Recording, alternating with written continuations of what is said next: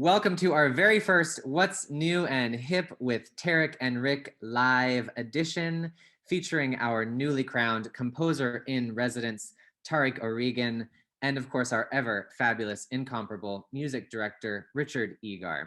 A few notes before we begin. Please feel free to submit questions at any time using the Q&A feature, which is at the bottom of your screen. And please do not hesitate to type it in as soon as you have a question. We'll be monitoring them throughout the event. And if you just want to say hi or give a shout out to Richard or congrats to our new composer in residence, please use the chat feature also at the bottom. If you have any technical issues, you can also use the chat feature and we'll try to help you as best we can. Without further ado, they need no introduction. You're in for a zany treat today, I am sure. Here are Tarik and Rick. Hello. Thank you, Miles, for that warm and fuzzy introduction. Thank you. Thank you. To it. Goodbye. Bye-bye. How are you, Tarik? Welcome. Welcome. So first of all, I am so kicked. Philharmonia, as you know, has had a history of commissioning stuff, but this is all about you. It's celebrating you as our first composer in residence. Not only is it St. Patrick's Day, but the day that we break this to the world, and happy St. Patrick's Day to everybody. So thank you for accepting this mantle and this wonderful cooperation with us. I'm really so happy about this and looking forward to cooking up all sorts of good stuff with you. Well, thank you very much indeed, Richard. It's a real honor, and also happy St. Patrick's Day to you too. I've just got coffee. There's no whiskey in here. Maybe you could pour some from yours to mine, perfect. Thank you. Brilliant. That's a lot better. So I thought, and welcome to everyone who's joining us. Thank you so much. This is for us. It's a really important arm of what we do and a strand to what we do, because we feel like you feel that there's this huge connection between old and new music and old and new repertoire. Yeah, I thought we could talk a little bit about. I thought we could maybe talk a bit about how we think about being what a composer in residence might be, and then maybe play a few clips of some stuff later on. But firstly, thank you. It's really exciting, and it's something I've thought about a lot, like with regard to what a composer in residence can be. And I think, on the one hand, it's writing music, being commissioned to write music for the organization, and we can talk about that in a bit. But in some ways, the things that I'm most excited about are the way in which bringing a composer into an organization like yours and working with you, and just being an open-minded organization that you are. I think it allows me also to bring in other people, and that's why I'm very excited about the idea of sort of in turn creating, for example, a commissioning program. And the real reason, I think, is with the historically informed aspect to what PBO does, it's not just on the way you talk about it. And I think it's not just the techniques of stuff, but there's something in the attitude that I find very refreshing. And I was watching your masterclass the other day with some wonderful keyboardists, really spectacular. And I think you kept coming back to this idea of getting back to the original, like there was something in the way that you were saying, get back to the original score. You can access this stuff. This can all be found online. Get back to the manuscript, and there's wonderful editions or whatever, but there's something to be gleaned from getting back to something that's in the moment, something that feels very contemporary and very current. Well, that's certainly when I'm reading from, well, for instance, if you just take some of the funky early 17th century keyboard music, these wonderful stuff by Louis Couperin, the only way of these free preludes, which are just like written like with free notation. It's almost like 1960s aleatoric notation. They're just little bubbles on lines. But there is method in the madness, and you cannot transcribe that into a modern edition. It's almost impossible, because the manuscripts have something. They have a sort of like handwriting. It tells you something about the composition, and that's really wonderful. And a similar thing happens with early editions of music as well. There's a sort of lack of sterility about them, which can inspire you. I think weirdly, there's something about like the way you talk about it and the way you bring it up, there's something that is this sense that going back to the manuscript is the hot off the press aspect of it. It's a reminder that it's new.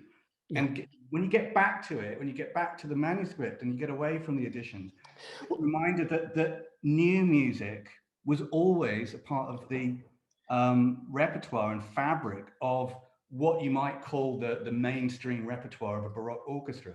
And actually, it's sort of this later sense in which contemporary music and premieres have been somewhat fetishized and have become super special events. Everything comes around, and so I think that's why it feels like a natural fit, because that's what I really feel, that it's not about taking over what PBO does or what the core repertoire is, but just introducing an aspect of performance throughout the season that involves something new, as I think it always was. And there's that absolutely that I love about it. And I should say that I've been thinking a lot about these things for a long time, and there are other composers who have been really made me think about this. And one person I do want to shout out is Gabrielle Elena Frank, who's a wonderful composer.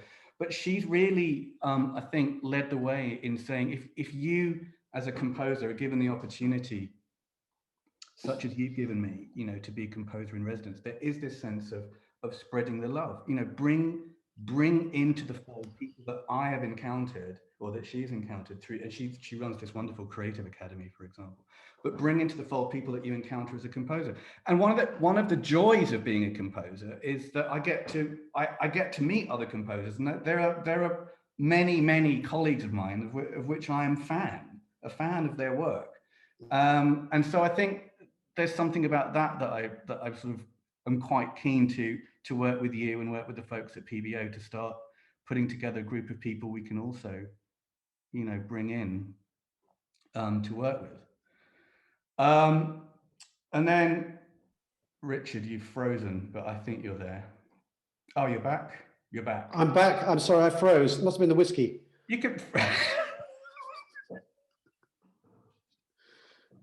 and I think there's something about the fact that a period instrument orchestra is, when you start thinking about it that way, the way that you think about it, the way that you talk about it being a continuum, that freshness that you talk about going back to manuscript sources. I think there's some aspect of a historically informed group also in being a contemporary ensemble at the same time. And that really what you're talking about is living music in the moment. And that's just a state of mind and a state of attitude about any music. So, and as I say, there's a danger. Going back to the manuscript, that can also be a deadly sort of archaeological thing to do if you don't respond to that manuscript in the right way. But that's the wonderful thing about that's I'm sure is going to happen with this collaboration. So do you want to talk about specific things that we're going to do, shall we? Yeah, I think beyond commissioning, which I think is really exciting, I think it would be great to set up a competition, the result of which will be a commission. And I think in the process, and again, I feel that I'm learning from a lot of people, a lot of my contemporaries, I think in the process we can help take out some of the more negative aspects of composition competitions. Mm-hmm. I don't know how you feel about this, but like one of the things that I don't understand is why people have to send in a CV or a resume when they apply for a composition competition. I still find it strange that it's, for example, still a part. I mean, it's gradually decreasing. People are not asking for that anymore. But if you're applying for a composition competition, you're submitting work. There are things like that I think, you know, we can all do better in terms of broadening access to kind of opportunities. And sorry, yeah. No, absolutely. Well, it's the same with any competition. You know, you find that in instrumental competitions, it's sort of, it's always compromised by, you know, becomes a sport, or there's the politics involved. There are very few competitions that I've come across, instrumental or singing competitions, where there's a sort of freedom and a naturalness to the process, which allows a voice to come through, a unique voice to come through. Yeah. No, I agree. And I think, you know, we've become sort of dependent on a sort of status quo that we as a broader community. And so actually one of the nice things about working with you might be to sort of try and work with others to set up a sort of best practice way for commissioning music, a best practice way for running a composition competition. You know, and that'll take some time to set up and really ask people about it. But I think it's that kind of thinking as well that is really important when these you know, opportunities arrive. Yeah. I'm a really big believer in redefining what a composition workshop is, and I'd love to work with you on that. And I've done a little work on this with Chamber Choir Ireland and Pacific. Right. And what interests me, where I perceive the problem in composition workshops is they really become readings. You're not really working on you know, someone writes a brilliant piece, a composer comes along, writes a brilliant piece, and the orchestra or the ensemble read it. But because it's maybe 10 minutes long, it's very difficult to do any revision work. Right. In the moment. Yeah. And, you know, looking at the way that you approach, for example, 17th century music, it's living in the moment. You can revise it right there. You can think about it in a different way. Yeah. And so, you know, one of the things that I've tried to do, and I'd like to, you know, bring up is when we do these kind of workshops, that we just ask composers to bring in very, very small fragments of pieces, even just glimpses of an idea.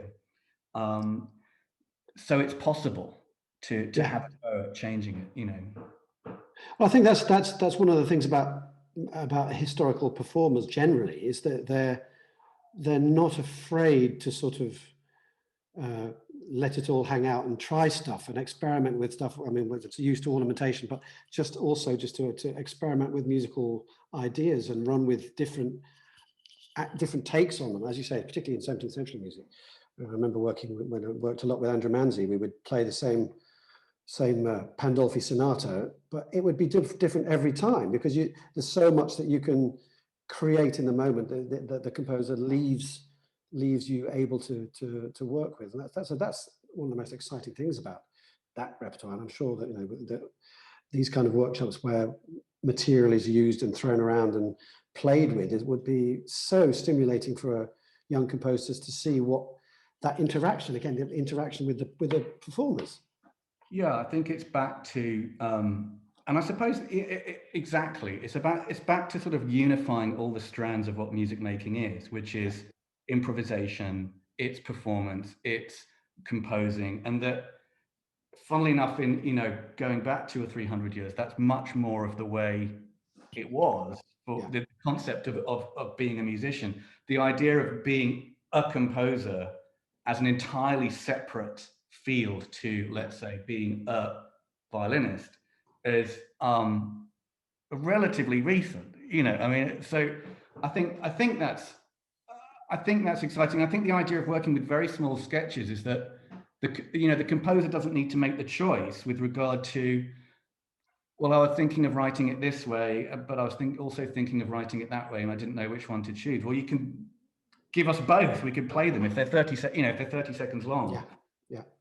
And we can have a chat about it. So I think, you know, in terms of the ideas for stuff that isn't me writing music, and that's what I'm excited about. It's this idea of bringing other people in and really trying to think about what we as a partnership and as an organization can do to also, I suppose, sort of democratize access to what you do and what PBO does and what I do. And I really love the fact that it's a Baroque orchestra doing this.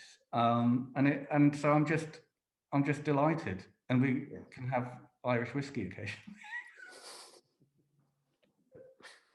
Yeah, absolutely. No, it's a very exciting prospect. So I can't wait for us to physically get together and do this. I should say, where are you right now? And for people that I'm in my kitchen as usual, live from the kitchen in Amsterdam. Yep. I'm in San Francisco, so we are linked. But I can't wait. I can't wait to meet.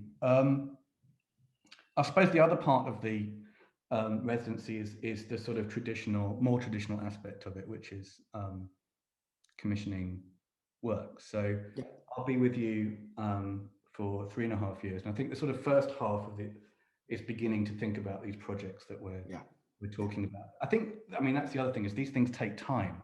These things take time to put together and think about properly. It's nice to not have to rush into doing that. So it's nice to think out loud and with you and with everyone here. Actually, I think we pretty much came up with the first idea the first time we met, within about 10 minutes of for me. That is which I've always wanted to write a concerto for oud.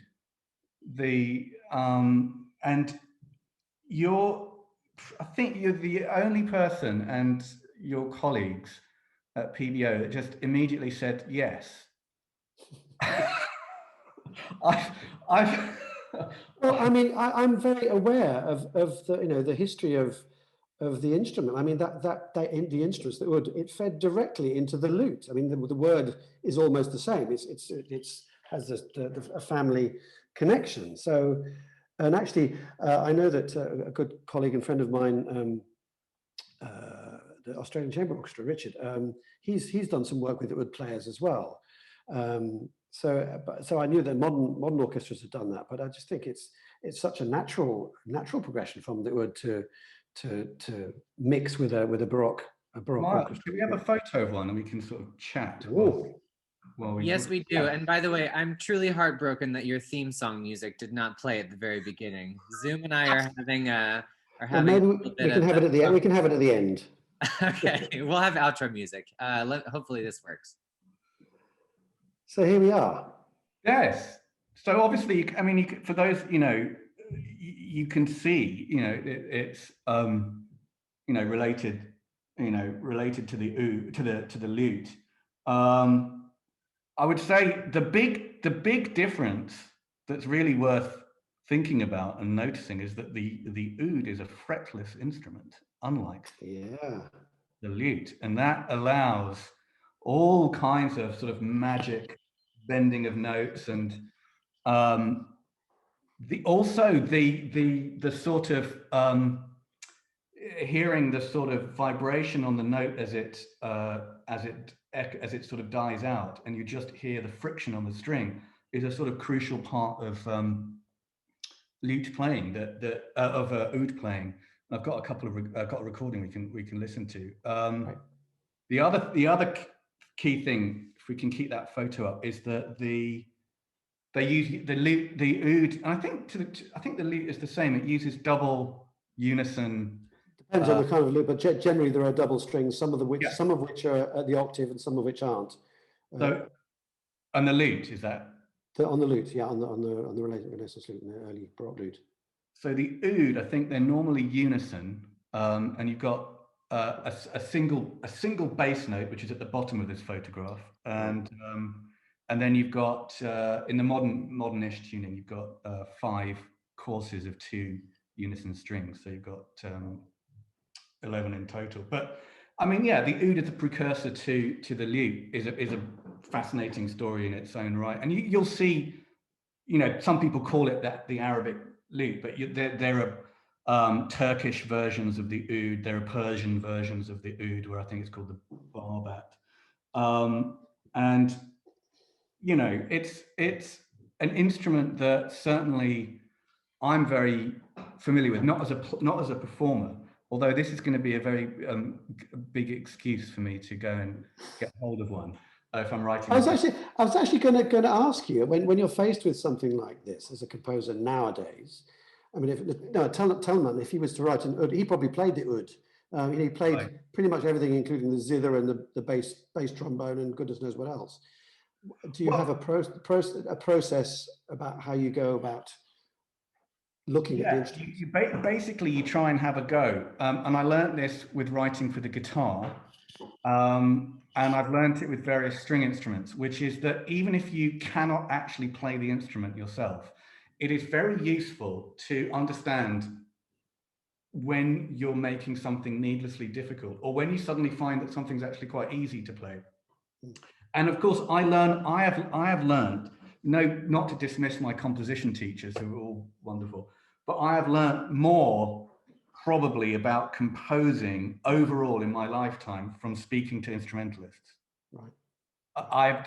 It's really true that not just the practicalities, but also the history of these instruments and how why various repertoire works on it, and why, you know, the history of pushing out technique and why that's happened, and how that in turn has influenced the evolution of the instrument. But I mean, I in terms of writing for the oud, I can play a few bits of music. One thing that, you know, my background, my mother is Algerian, and she was born in Morocco. So my whole family on that side is from North Africa. So it's definitely a music.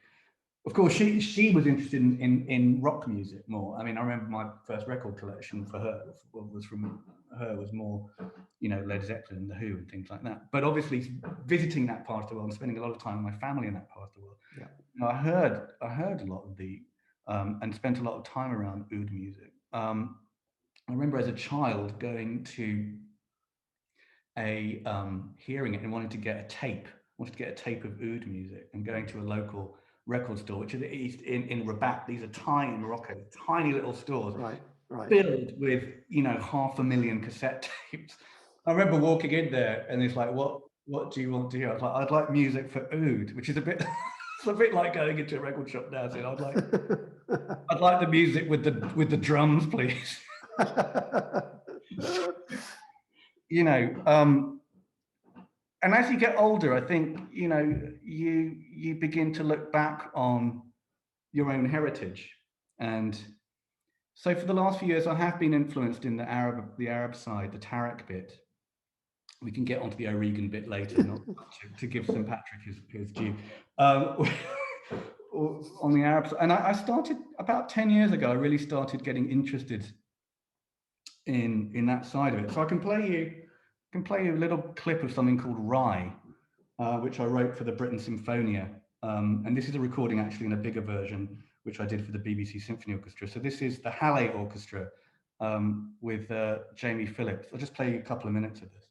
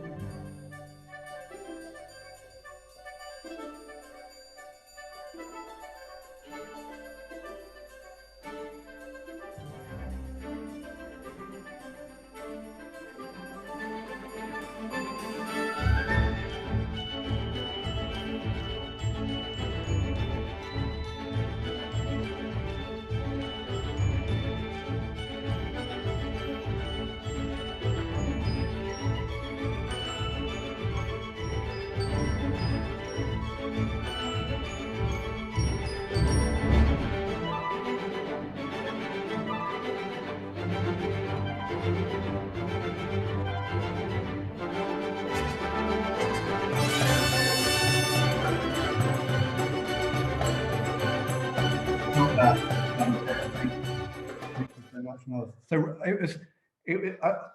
I started looking at these sort of North African folk music, Rai being from Algeria, which was always a hybrid art form. And I was just interested in sort of looking, not ethnographically as such, but sort of just thinking about what these different musics meant. And I've written another one called H.I.P, which is a different type of North African folk music. But the history of these types of folk music are hybrid in themselves. But that was one of the first pieces that I experimented. Those little drums that you hear are two percussionists playing the darbuka, which again you'll find these are goblet drums that you'll find in a great many other cultures. Sometimes they're called dumbeks or other names. But Rai itself, the sort of historical music, came from Oran in Algeria, and it's the classic story of music that comes from port cities. Port cities are where the magic happens because of the people coming in and out and the different types of music that is brought there. And I'm sure the history of that is across all varieties of music, I think, throughout the world. But the other thing I thought it might be worth playing is a little bit of lute followed by a little bit of oud. Fantastic. Yeah. Here's a sort of lute, 1 minute of lute improvisation, and then we'll play a little bit of oud improvisation. So this is Luca Pianca with Il Giardino Armonico. Mm-hmm.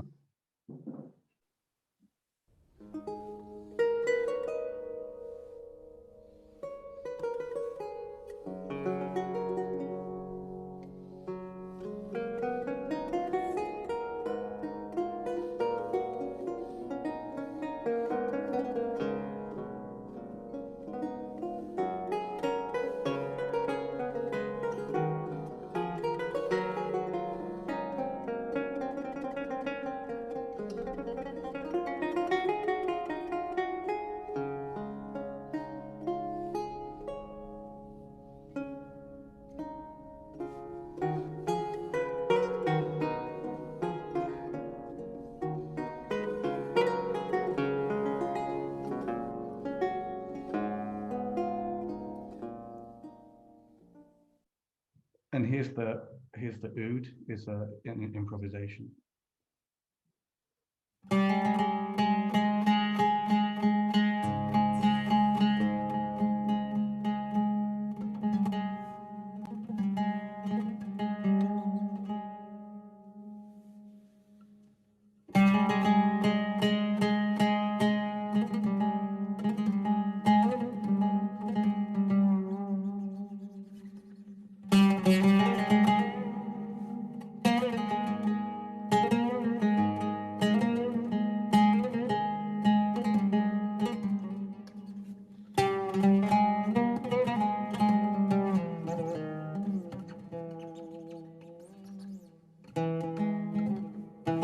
That's great. Thank you, Miles.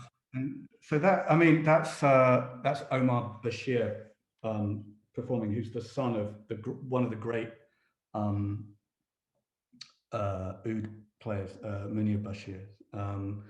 And yeah, you can hear the difference there with the bending on the string and just hearing the sound. And the oud is traditionally played with a plectrum.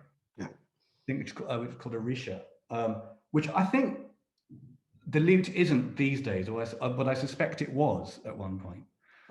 It's the purists who play early sort of 17th century lute just use the fingertips. Some of them use nails, but it's like harpsichords. The purist harpsichordists will only use a certain type of deliciously soft feather, but we know that they were experimenting with using all sorts of materials. So I'm sure that there are some players, if they wanted something a bit more forceful, they would use what they've got. So yeah. I could see that someone in the chat just asked about hybrid art forms, and it leads on, and I think it connects back to somewhat. Did you mention Australian chamber orchestra was the Richard Tognetti? Richard Tognetti, yes, yes. Worked with a wonderful Egyptian-born but Australian Good player, yeah. Oud player called Joseph Tawadros, who's done a lot to introduce oud to the jazz world. Right. And there's a really wonderful album called, I think it's called The Hour of Separation, but there's a track that I'll play now called Gare de l'Est. And it's, I mean, if you want people in the same room connecting all the things we're talking about, you've got Joseph Tawadros on oud. The drummers, Jack to Johnette, who was Miles Davis's drummer and used to play with John Coltrane. And then one of the great bass players, John Patitucci, you know, he played with Herbie Hancock. I mean, these are phenomenal musicians. But just have a listen to this little track, which is, you know, the lead instrument is not a saxophone, it's the oud.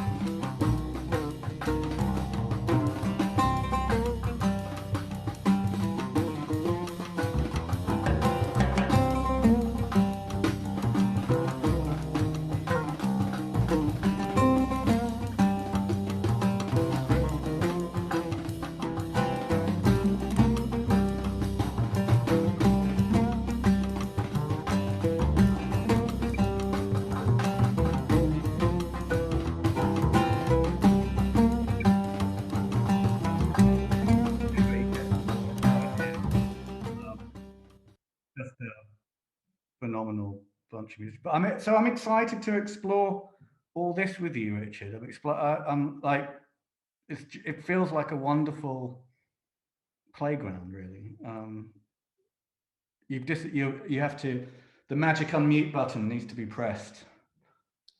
There's no question it's going to be fun, and I think, you know, the fact that we're all interested in bringing in as many diverse elements as possible to create a magic mix. I think it's going to be incredibly exciting. Absolutely.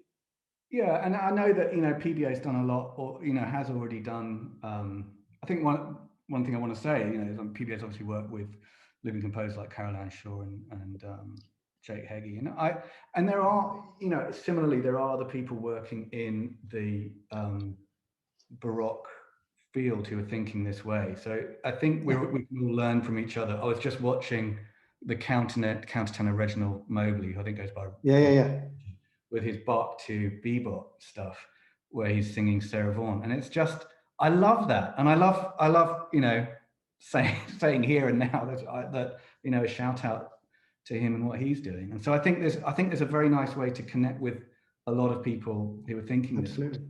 Yeah. So that's one commission, and then the other two are an opera,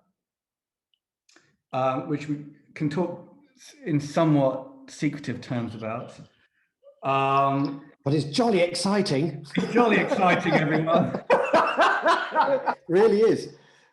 But all to say is, I think I am, you know, I really think contemporary subjects should be at the forefront of what opera can be, and it can resonate with what's gone before. And I think a lot of you know, a lot of contemporary stories do relate to historic narrative. So it's exciting to have a story from, you know, the present day, and working with other living writers, you know, based on the work of living writers. So I'm very open to the way that, and I think I can talk about this in the final piece. I'm very interested in the way that storytelling and narrative can work with music. I actually just wanted to play you a very short little movie, because this was put together by Martin Rowe and his team called Dirty Robert, who are a wonderful production company. And again, a huge shout out to him this week, because he and his co-director, Tragon Free, have just been nominated for an Oscar for their short movie, Two Distant Strangers. But why I'm bringing it up is because I gave him some music from an album on NMC by the Halle Orchestra. And I said, you know, and as part of sort of promoting the album, I said, feel free to make a story, a narrative, a sort of filmic opera without singing, so to speak. And he made this little wonderful 2-minute video clip, which is a sort of incredible shadow play on the story on the streets of LA. But it's that kind of openness that I enjoy, which is fundamentally about trust. It's handing over something to other people that you believe in, to make something new. So if we can watch that for 2 minutes, that would be great.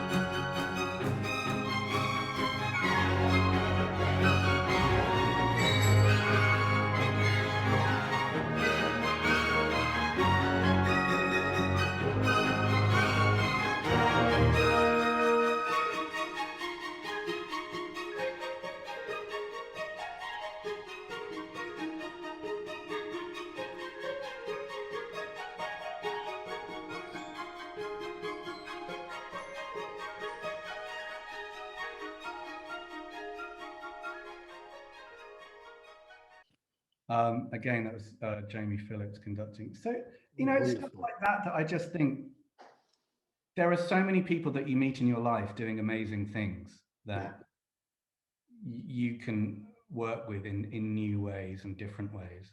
And I feel that I keep coming back to this idea of sort of trust. I mean, you really have to, you learn to trust the people that you work with. And part of that trust is letting them do what they're very good at. Richard, you've frozen again. But I'll carry on. The third piece that's going to be part of the I'm back. You're back. He's back, everyone. The third commission is something for the chorale, because of course it's Philharmonia Baroque Orchestra and chorale. Absolutely. And just, you know, again, what I would love to do is write something narrative based for the chorale. In fact, what we know, we've been talking about this, maybe something even a smaller stage work and operatic work for the chorus. That is again something that I've sort of been really sort of looking back, thinking about it. It's been something that I've been sort of very interested in for a very long time, which is the idea of people coming together to tell stories using their voice. And the last thing I'll play is something that I think might point towards where we might go if we go along the lines of a sort of staged work, really driven by the voice. and thinking about what groups of people from within, you know, a chorus can be many things. It's not just a monolithic thing. Like, you know, a few years ago, I wrote a sort of a long 40-minute work for, this is for Chamber Choir Ireland, for 16 voices, guitar, and 2 bowron drums, the traditional Irish frame drums, based around a medieval narrative from about 1200 called the Acallam Nationoric. And this brings it all the way back to today, because that's the story of Acallam Nationoric is St. Patrick's arrival in Ireland. But the interesting thing about this frame narrative is that St. Patrick doesn't get to do much talking. He meets these ancient warriors who are much more, Oisin and Quilcher are their names, from the famous Fian tribes, and they're much more interested in telling him their stories. And so they travel around the island of Ireland, in which every geographic landmark, Patrick says, you know, what's that mountain? And Quilcher will jump in and say, oh, well, let me tell you a story about this mountain.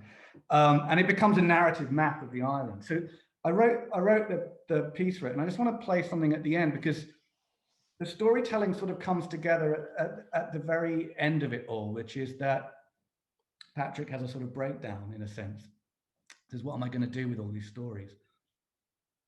And his sort of archangels come to him and says, you need to write them down. You know, you need to write down these stories for future generations. And it sort of links up back to where we began with sort of talking about the oud, which is that Quilcher, one of the warriors, gives Patrick a large block of gold, really is a sort of welcome gift, I suppose, in a sense. And it's this gold, if you believe the narrative, it's this gold that is used to illuminate the manuscripts and psalters of Ireland. And the gold comes from the land of Arabia. So there is this strange connection back. Not to mention, I think I've mentioned before, the 2, Frank Torpey and Jim Higgins, who played the bowron. I was talking to them, and I said it reminds me of the Moroccan bendir, very similar drum, but the bendir handheld frame drum, bendir has a snare in it. And he said, well, I think Frank said, it's funny that, because we get our bowrons from Marrakesh. Fantastic. But yeah, I'll just play you this. I'll just play this. It's 2 minutes, and it's you'll hear a mixture of things.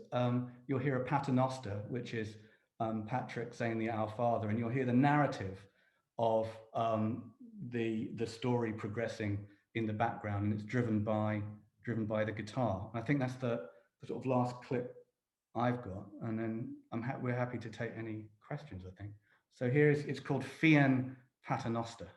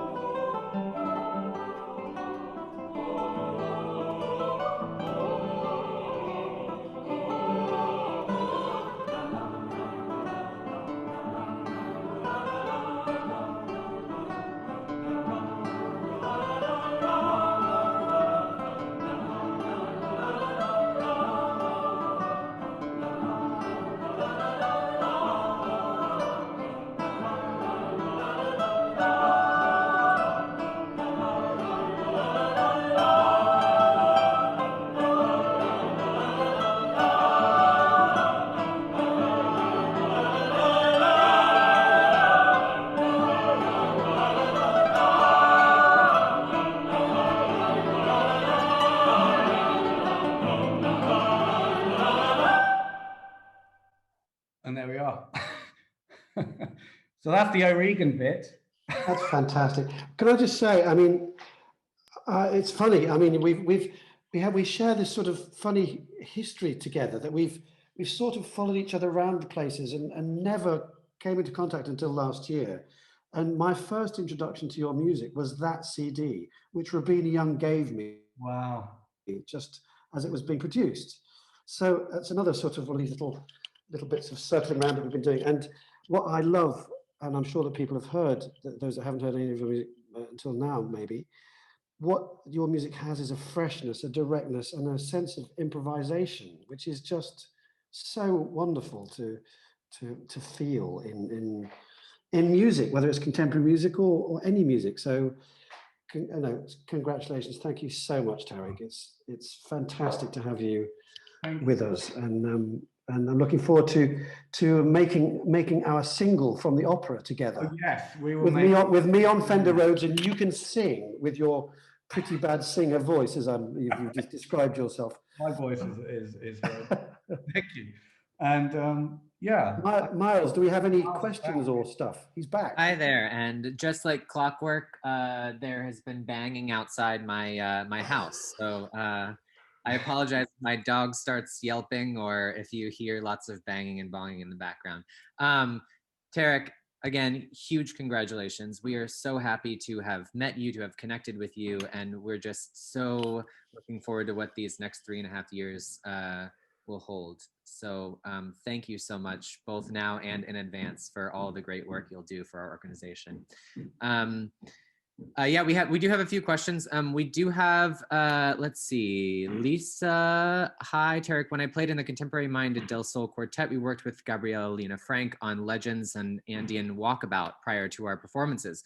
Gabriella was then kind enough to coach youth ensembles on her music at the Crowden School, where I was music director at the time. Her coaching and influence were tremendously impactful. In your new role, have you considered coaching youth ensembles in your own work, or perhaps in the new compositions that are written in PBO workshops or competitions? Or have you done that in the past?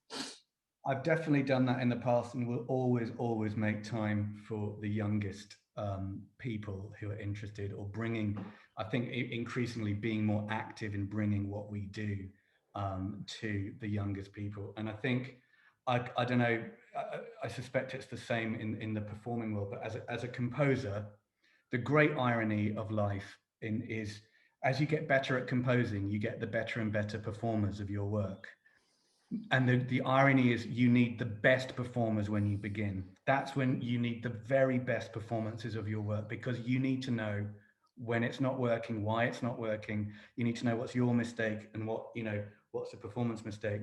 And I think that helps with composers. And I think vice versa. I think having young performers being aware that music is a continuum and that it continues to be written. Richard and I spoke about this with regard to young treble choristers in the cathedral tradition in the UK, who in some cathedrals and colleges are still boy trebles. And that is where, because they've been used to singing contemporary music, and all the way back, Byrd or Tallis or earlier, it's just another piece of music, whether it's me or who, and there's a tremendous freshness that we can learn from as well. And again, Gabriella is a leader in the field with this regard, and I'm a big believer in giving credit where credit's due. I think she's done a lot. She's done a lot for all of this, and so and there are other people out there, but yeah, absolutely, of course. Yeah, and you talked about earlier how access is just really important, and it's something we believe in as well. So, we have a chorister in the audience, Mark Mueller. Tarik, your choral work is fantastic. Especially enjoyed singing Triptych with some PBO members a decade ago. Lovely. I know as a chorister myself, I sang The Ecstasies Above while I was at Westminster Choir College, and that was just fantastic. So I truly respect all of the work that you've put out, Tarik. Just a question from me. I know that you covered this in one of our last episodes, and for those of you in the audience who haven't seen our first 3 episodes, they're available on YouTube. We've spoken with Roderick Williams, who's a baritone, but also a great composer, and then Erilyn Wallen as well, back, I think, in November.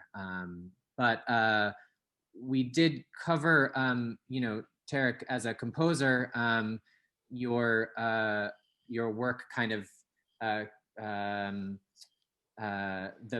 pandemic doesn't really put a pause on your work per se, but how has it evolved in some way? Has your compositional style kind of, have you had time to contemplate in this pandemic, and how has that affected your composing?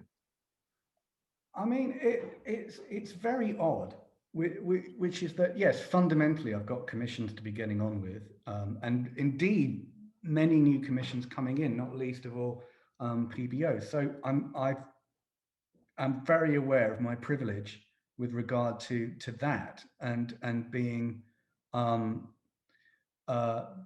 blessed in that regard of having the fundamentals of the way that a composer makes their living function. Psychologically, what's been very hard is this realization that it is very hard to write music in a vacuum. And I'm a big believer in technology, but I don't think anyone here will feel that what's been happening with the remote performances and the recorded performances is going to fully replace ever live performance. So writing in a vacuum has actually been very, very draining. And certainly my productivity has dropped. And by vacuum, I simply mean not being able to go to a concert, or even just hear about friends and colleagues performing, what they've been up to, the fun stories, the nightmare stories, the wonderful performances, the terrible mistakes. You know, the Tarik, your piece is far too hard. Why did you do this? You awful person. Rewrite it now. You know, I mean, all of that stuff hasn't happened. And it's very hard. It is very, very hard. And it's a real reminder that even when you're not in the moment, and a composer's life can be, I think, a lot of composers, you know, especially as I think people begin to talk more openly about mental health, I think a lot of composers struggle with the pendulum of being fundamentally working by yourself for a long period of time, and then suddenly you're in a very public space, and you've suddenly got the performers, then you have an audience, and that can be very, very, very difficult to deal with. But you know, just having the isolation it's been quite draining compositionally, and I'm lucky, you know, that we have a 3-year-old son who's, you know, open and not, you know, not, pandemic doesn't really mean much other than he has to wear this mask all the time. So there's a sort of recharge there, but certainly psychologically, I found it very hard. And it's a huge reminder, going back to what we were saying at the very beginning of this chat, you know, you can't strip composing out from other elements of music making. It doesn't work. It's depressing, honestly. So I just can't wait to be back in the room with live musicians, even if I've got no part of it, even if I'm just going to see someone else perform.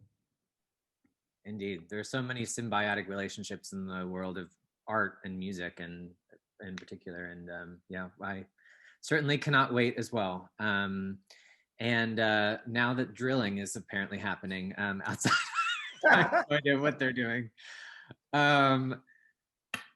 Thank you so much, and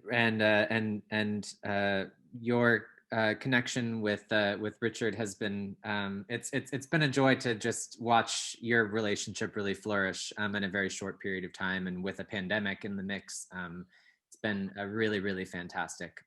And thank you all for joining us today, and on this Wednesday morning. Happy St. Patrick's Day. I think we can end there. If you have any other questions, for those of you in the audience, you can feel free to submit them to info@philharmonia.org. We'll make sure they get to the right place. I don't have my Irish whiskey yet, but It's 12 o'clock now, and it's so somewhere. No, thank you, Tarik. Thank you, Tarik. Here you go. Here's some more. Bit more.